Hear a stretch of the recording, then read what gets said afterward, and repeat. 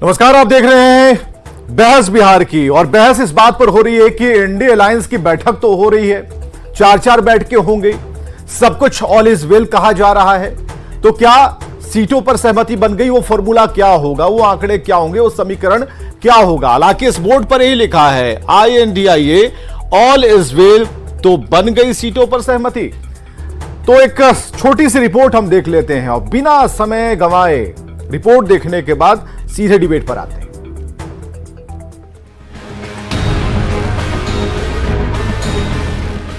INDI alliance की चौथी बैठक के बाद भी बात बनी या बिगड़ गई, इसको लेकर तरह तरह की चर्चाएं तेज है।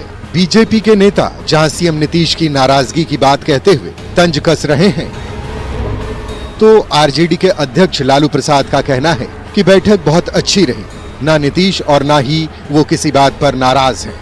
सब लोग मजबूती के साथ एक साथ चुनाव लड़ेंगे। अब ये तय हो चुका है कि एकदम सीट का बंटवारा जल्दी से कर देना है और आगे इसको आगे तेजी से बढ़ाना है। ललन सिंह बिल्कुल 20 दिन में हो जाएगा बंटवारा। हाँ, ठीक बोले हैं। ये उतना तेजी से नीतीश कुमार जी और हम लोग कोई नाराज नहीं है, सब लोग एकजुट होकर के हम लोग काम कर रहे हैं। बैठक में तय हुआ कि 15 जनवरी तक ज्यादातर राज्यों में सीटें बांट ली जाएंगी, लेकिन इस सीट बंटवारे में कई पेंच हैं। ज्यादातर राज्यों में वहां की क्षेत्रीय पार्टी और कांग्रेस के बीच बात होनी है। इसके लिए कांग्रेस ने 5 वरिष्ठ नेताओं की कमेटी बनाई है। हालांकि ये कवायद आसान नहीं रहने वाली है। खास तौर पर कम से कम आधा दर्जन राज्य ऐसे हैं जहां सीट बंटवारे का पेंच बेहद जटिल है। हालांकि ये माना जा रहा है कि जिस राज्य में जो प्रभावी है वही गठबंधन की अगुवाई करेगा। मतलब जहां जो दल ताकतवर होगा वही बड़ी भूमिका निभाएगा। जैसे मध्य प्रदेश, छत्तीसगढ़ और राजस्थान में कांग्रेस बड़ी भूमिका में होगी। तेलंगाना और कर्नाटक जैसे राज्यों में भी कांग्रेस बड़े भाई की भूमिका में होगी। तमिलनाडु में DMK की बड़ी भूमिका होगी। उत्तर प्रदेश में समाजवादी पार्टी का रोल अहम होगा। पश्चिम बंगाल में TMC फ्रंट सीट पर होगी और बिहार में JDU RJD को तवज्जो मिलेगा। JDU के साथ वाम दलों के साथ गठबंधन में है। यहाँ की 40 सीटों को लेकर JDU और RJD के बीच सीटों के चयन को लेकर तस्वीर साफ नहीं है। माना जा रहा है दोनों बड़े दल 16-16 सीटों पर लड़ सकते हैं। इंडी अलायंस की 4 बैठकों के बाद भी PM फेस और संयोजक के नाम पर तो अब तक सहमति नहीं बन पाई है। देखना ये होगा कि सीटों के बंटवारे पर कब तक और किस हद तक बात बन पाती है। न्यूज़ 18 के लिए दिल्ली से अमितेश सिंह के साथ ब्यूरो रिपोर्ट। पूरी रिपोर्ट देखने के बाद आपको ऐसा लगा हो कि हमने ये बता दिया कि कहां कौन बड़ा होगा, कहां कौन छोटे भाई की भूमिका में होगा। लेकिन एक सवाल ये है कि वो इक्वेशन क्या होगा। इसी को जानने के लिए आज हम इस डिबेट को लेकर आए हैं। हमारे साथ डॉक्टर योगेंद्र पासवान, प्रवक्ता बीजेपी से हमारे साथ होंगे, ऋषि मिश्रा जी प्रवक्ता RJD से, आनंद माधव प्रवक्ता कांग्रेस से, डॉक्टर संजय कुमार राजनीतिक विश्लेषक हमारे साथ हैं। और आनंद माधव जी से हम जरा शुरू करते हैं। आज आनंद माधव जी जरा हमें बताइएगा कि कैसे कैसे ये इक्वेशन कैसे बनेगा। क्योंकि ठीक है, भूमिका की बात तो हो गई, लेकिन जो रियल वाली भूमिका है वो ये है कि इक्वेशन क्या रहेगा। क्या जो पहले नंबर से आए वो भी एक आधार, वो आधार रहेगा मजबूती के साथ, या फिर कोई नया आधार बनेगा? ये फाइनल इक्वेशन कैसे बनने वाला है?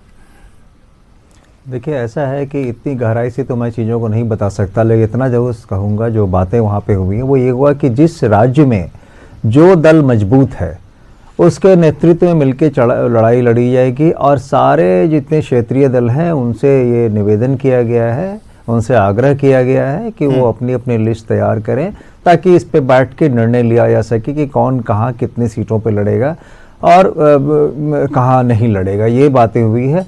ये तय हुआ है कि लगभग जो बातचीत हुई है उसके हिसाब से कि लगभग 400 से अधिक सीट, संभवतः 450 सीटों पर 1-1 की लड़ाई होगी।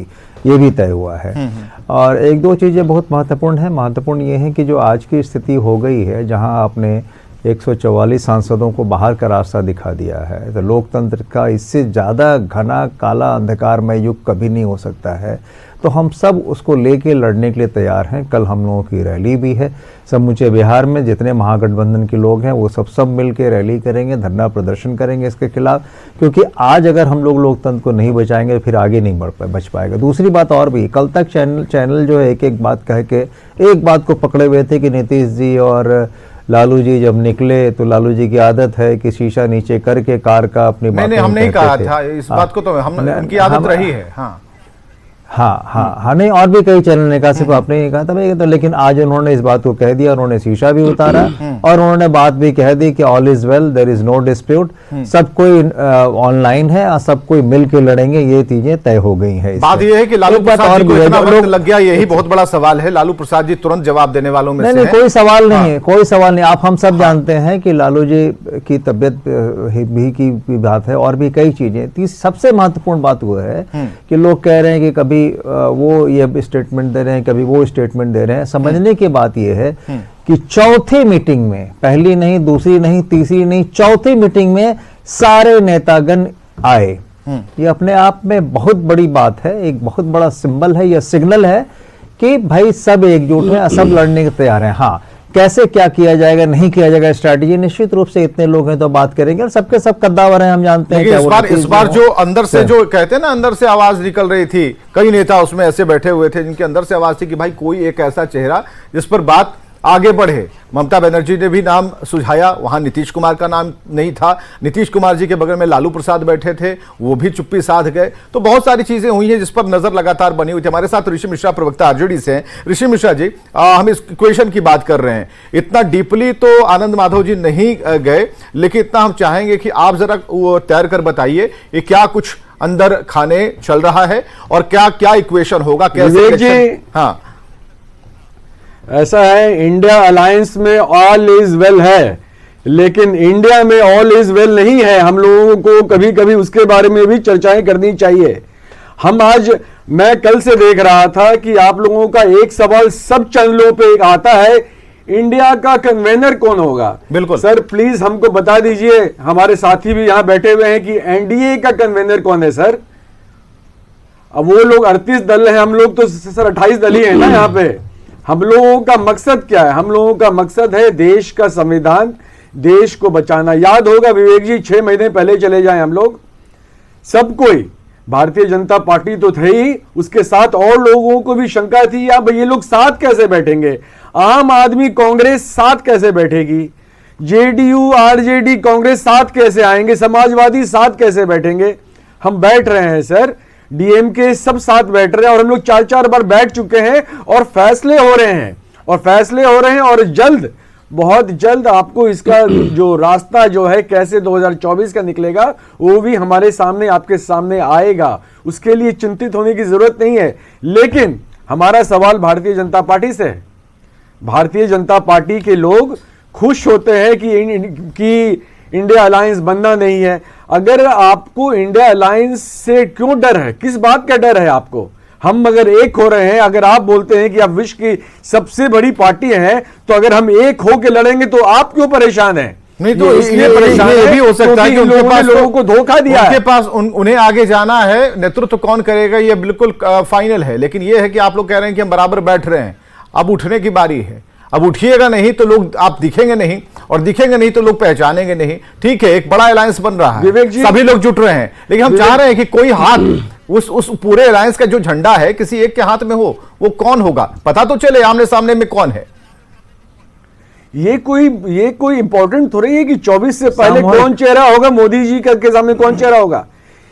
एमपी चुनते हैं ना, देश का अगला प्रधानमंत्री कौन होगा, जिस अलायंस को के पास यही सवाल तो पूछ रहे हैं कि और कितनी बैठकें होंगी, और कितनी बैठकें होते रहेंगी, अभी भी हो रही हैं, ऑफ द रिकॉर्ड अभी भी हो रही है, बैठकें हो रही हैं, बातें हो रही हैं। 24 में कैसे जाना है, क्या प्लानिंग करना है, कौन सा ऑल्टरनेटिव प्रोग्राम्स क्या बनना है हमारा, सब पे बातें हो रही है। ठीक है, जल्दीबाजी करने की हम लोग कोई जल्दी में नहीं है। ठीक है, सही समय बीजेपी के पास हम जाएं, लेकिन उससे पहले जरा डॉक्टर संजय कुमार के पास जाते हैं, राजनीतिक विश्लेषक हैं। ज्यादा नीचे नहीं और तय पे भी नहीं, सतह पे भी नहीं, लेकिन हम कहां जाकर किस अवस्था में कैसे सोच पाएंगे या फिर इस क्वेश्चन को कैसे देख पाएंगे, क्योंकि जो अलायंस है इसे जब जब हम देख रहे हैं, जितनी बैठकों में देख रहे हैं, जितने चेहरों को देख पा रहे हैं, उससे प्रवक्ता ये जरूर कह रहे हैं कि देखिए कि हम सब एक हैं। कहा जा रहा था कि सपा कांग्रेस क्या ये लोग फिर से आएंगे, जिस तरह से बयानबाजी चल रही थी। नीतीश कुमार ने कहा वामदल के मंच से वो आ पाएंगे कि नहीं, लेकिन यहां पर फिर से एक बार ये आकार दिखा है। लेकिन ये आकार आपको कैसा दिख रहा है एक विश्लेषक होने के नाते? दूसरा सवाल ये है कि जिस इक्वेशन की बात हम कर रहे हैं कि कौन बड़ा कौन छोटा नहीं, बल्कि कौन कितने नंबर पर, तो बिहार के संदर्भ में आपसे हम पूरा ठोक के पूछ सकते हैं डॉक्टर संजय कुमार कि कितने नंबर पर कौन कितनी दावेदारी पेश करेगा? क्या पुराने वाले ताकत के मुताबिक होगा या फिर नई ताकत दी जाएगी?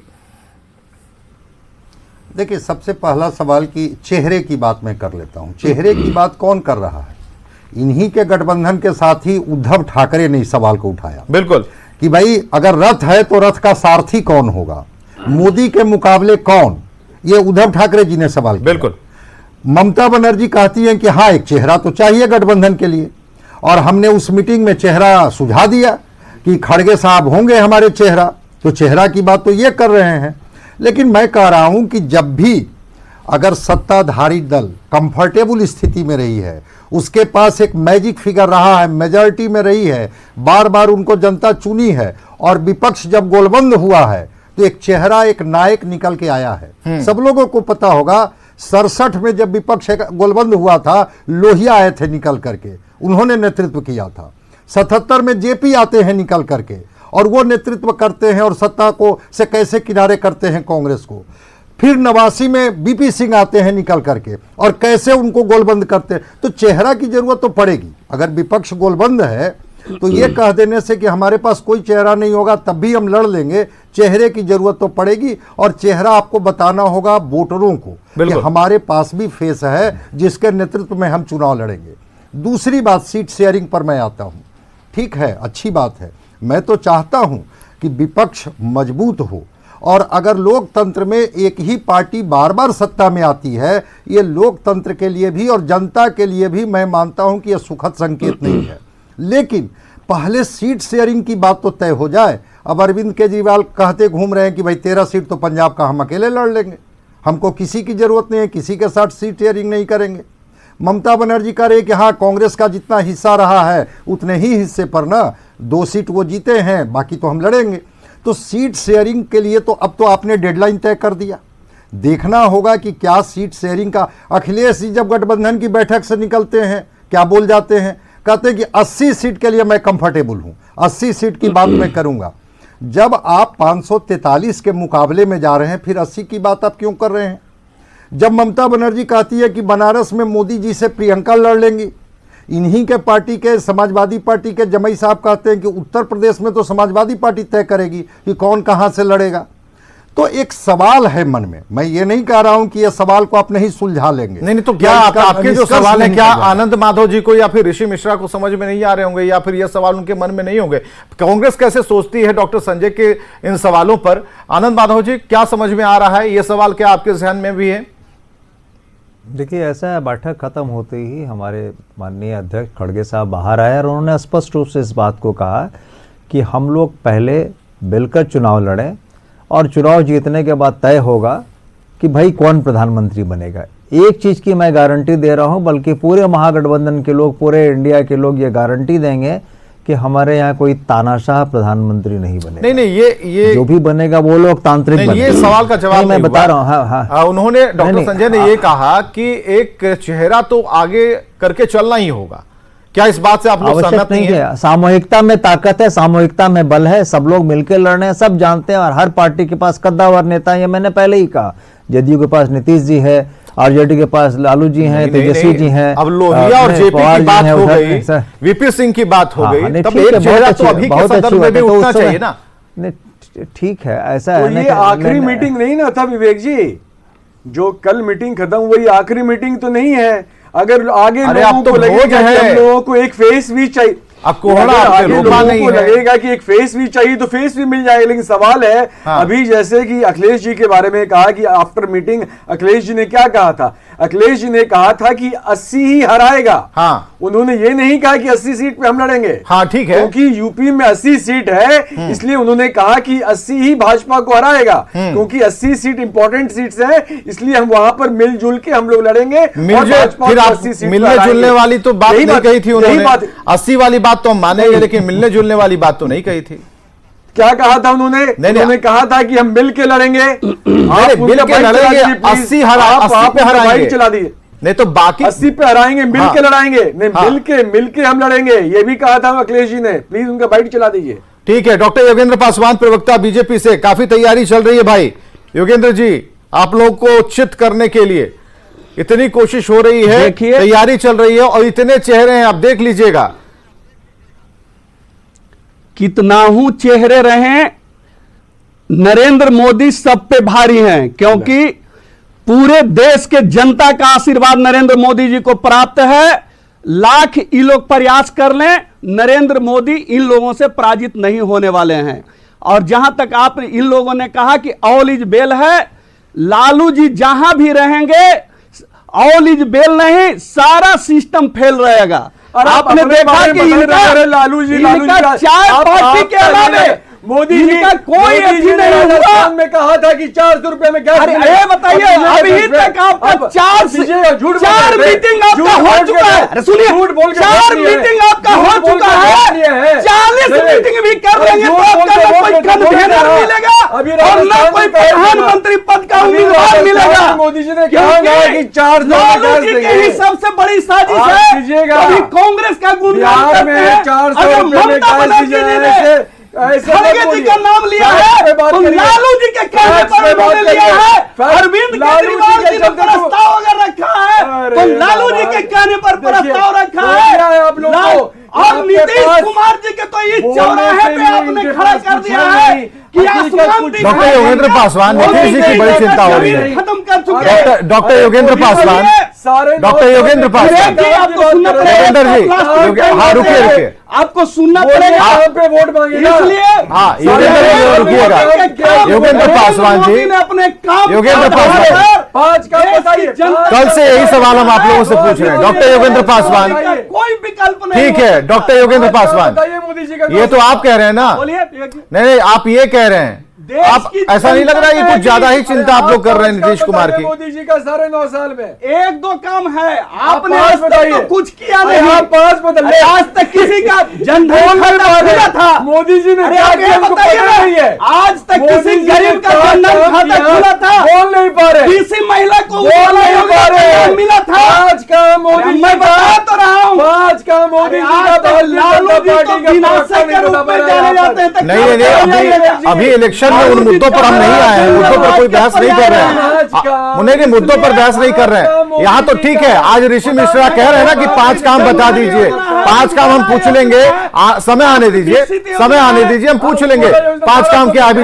आनंद माधव कुछ कहना चाह रहे हैं आप? 1200 में गैस। आनंद माधव कुछ कहना चाह रहे हैं? 1200 में गैस। मेरी आवाज जा रही है? आनंद माधव जी आप कुछ कहना चाह रहे हैं? ठीक है, एक भी काम बताइए।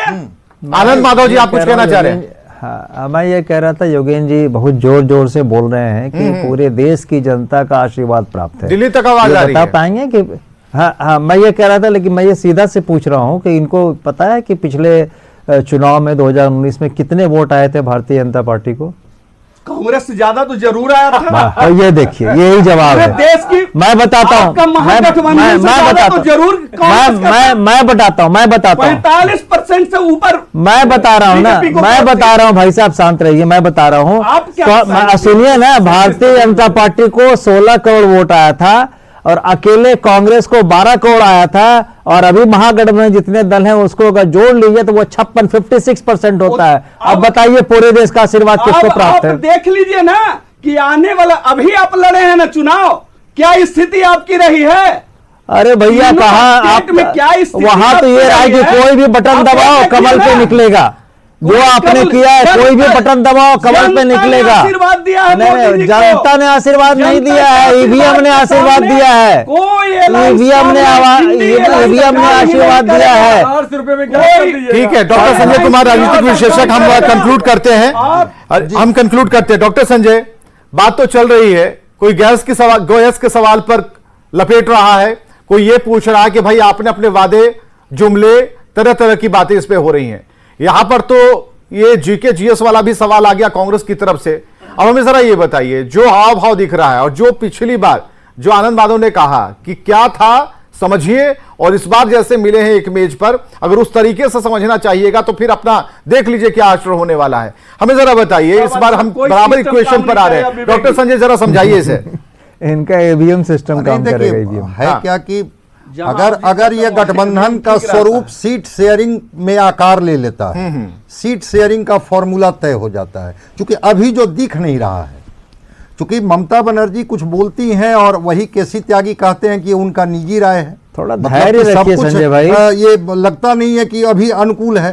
तो रह गई बात कि सीट शेयरिंग का फॉर्मूला क्या इनका तय हो जाता है, क्या जिस तरह से इन्होंने कहा, अच्छी बात रखी कि जो जहां मजबूत होगा, चाहे क्षेत्रीय पार्टी ही क्यों न हो, वो त्याग करेगी। त्याग करेगी मतलब अपने राष्ट्रीय पार्टनर को या राष्ट्रीय पार्टी को सीट देगी। अगर वो त्याग की स्थिति में ये लोग होंगे, सीट शेयरिंग के फॉर्मूला पर अगर तय कर लेंगे। एक चीज मैं कांग्रेस की ही बात मैं कर रहा हूं, चिदंबरम साहब ने क्या कहा कि देश में मोदी की हवा चल रही है और उस हवा रोकने के लिए मजबूत विपक्ष की पटकथा अगर आप नहीं लिखेंगे तो इन बैठकों से कुछ नहीं होना है। तो अगर सीट शेयरिंग का इनका फॉर्मूला तय हो जाता है, सीट शेयरिंग पर त्याग के लिए ये लोग तैयार हो जाते हैं। जो आरोप प्रत्यारोप है, अभी तो छोटी छोटी चीजों में ये जाकर के उलझ जा रहे हैं। नीतीश कुमार जी कहते हैं कि भाई हमारी राष्ट्रभाषा क्या है, और 5 लोग फिर अंग्रेजी में ही भाषण दे देते हैं उस गठबंधन की बैठक में।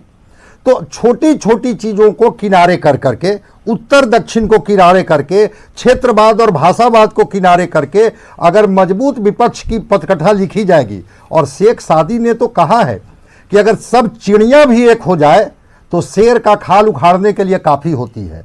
तो मैं कहता हूं कि ऐसा कुछ नहीं है, इस देश ने बदलाव देखा है, बदल करके लोगों ने दिखाया, बड़ी बड़ी सत्ता को उखाड़ फेंके हैं विपक्ष ने, लेकिन उनका एक नायक हुआ करता था, एक मुद्दा हुआ करता था। अगर मुद्दे के आधार पर ये घेरेंगे सत्ता को, अगर विपक्ष का एक कोई नायक होगा जिस पर जनता भरोसा करेगी और जो जनता को कनेक्ट कर पाएंगे, तो कोई ऐसी चीज नहीं है जो ऐसा नहीं है कि सत्ता से बदलाव नहीं हो सकता और देश उस बदलाव का गवाह नहीं बन सकती है। लेकिन इन बैठकों में जिस तरह के अंतर्द्वंद दिखते हैं, जिस तरह के अंदर में कुछ बातें होती है, बाहर में कुछ बातें होती हैं, और फिर कहना क्यों पड़ता है भाई कि all is well, all is मतलब यही है कि लीवर खराब होगा तो चेहरा कैसे चमकेगा, लाख मेकअप कर लीजिए। जरूरी यह है कि भीतर खाने जो बातें हो रही है उसमें सामंजस्य हो। और यहीं पर डिबेट को खत्म करते हैं। बहुत बहुत शुक्रिया आप सभी का आने के लिए, इस डिबेट में हिस्सा लेने के लिए, अपनी बात को रखने के लिए। और कांग्रेस ने तो डॉक्टर संजय को कह ही दिया कि थोड़ा धैर्य रखिए। ठीक है, धैर्य रख लेते हैं, संजय जी के साथ हम भी रख लेते हैं कि आगे आने वाली बैठकों में बहुत कुछ तय हो जाएगा। कोई एक सामने आएगा जिसका मुकाबला नरेंद्र मोदी से होगा।